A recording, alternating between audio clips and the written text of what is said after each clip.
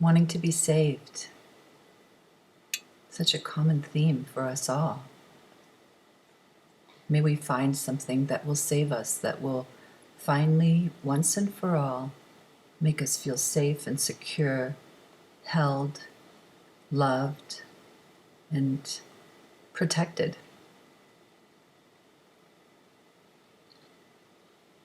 And we go on this journey, this outward journey in life. May my work save me. May my relationship save me. And then finally, or not so finally, may spirituality save me. May something please save me. Something on the outside. And then as spirituality enters and we hear that there's something on the inside that's permanent and stable and eternal, we're like, that's what I want. We think that's what I want. That's freedom, and that's what I want. I want stability and permanency in the midst of this impermanent, changing world. Something I can take with me in all circumstances, and I can take with me when I die. Something that's unborn. We hear so much about the unborn nature, the eternal aspect of the absolute, of what we imagine God is. And there is truth to that. It's not that that's not true. But when we're using it in order to want to protect and save ourselves from the insecurity of life, we're using it as a crutch. We're not using it to really, we're not really discovering what's true, what's already always true. We're hungry for it, like a hungry ghost. The seeker that is wanting to be saved is constantly wanting to find something to soothe it.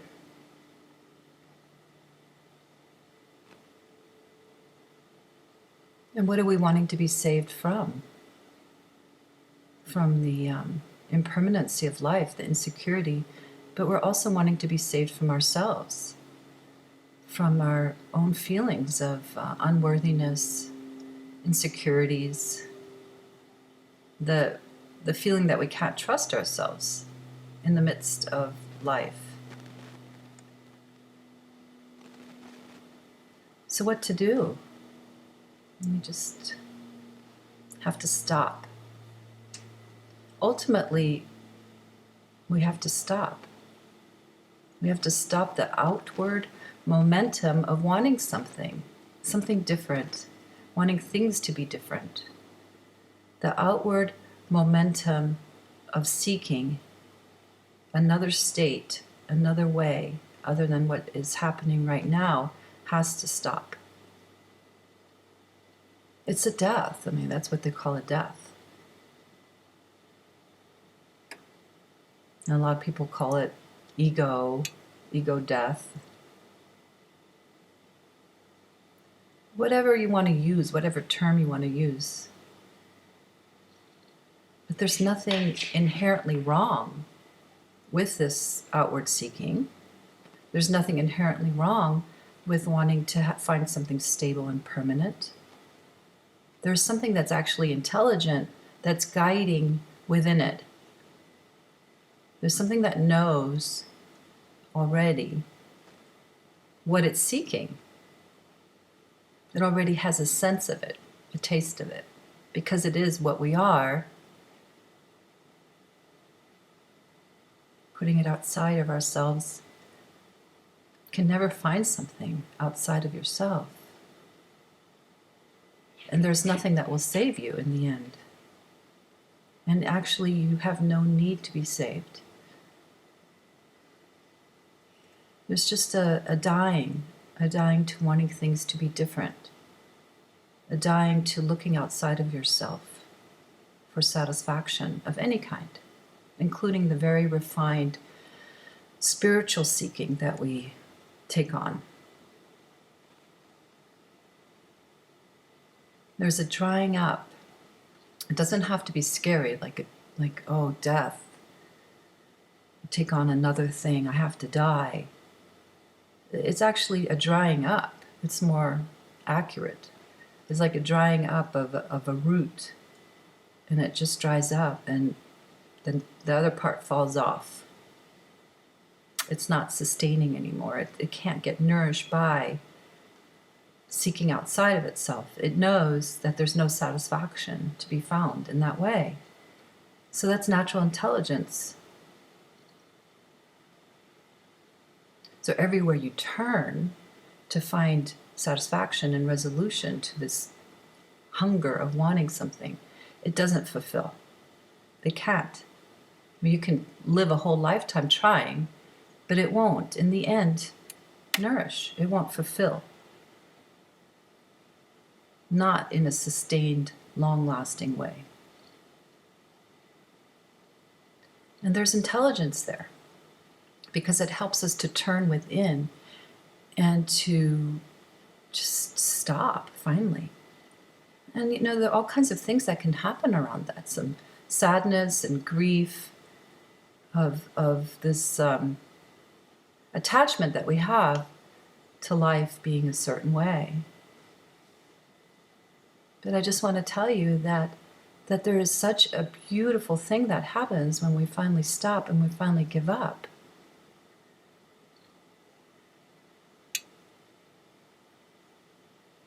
The truth of what we are emerges. There's a stopping, and all that imagination and fantasy of projecting the world outside of yourself and your needs needing to be fulfilled outside of yourself returns back to you. And then there's this stopping, like, wow, what is really true? It doesn't take that long. And then there's the gears shift backwards rather than forwards into the world. It shifts backwards, and it gets the nourishment it's always wanted from within, from the wellspring that's always been here, in fact, nourishing all along, but just not paid attention to. But when consciousness pays attention to the nourishment where it actually gets the source, its own source from, there's no more fantasy about where it's getting it from, no more outward movement.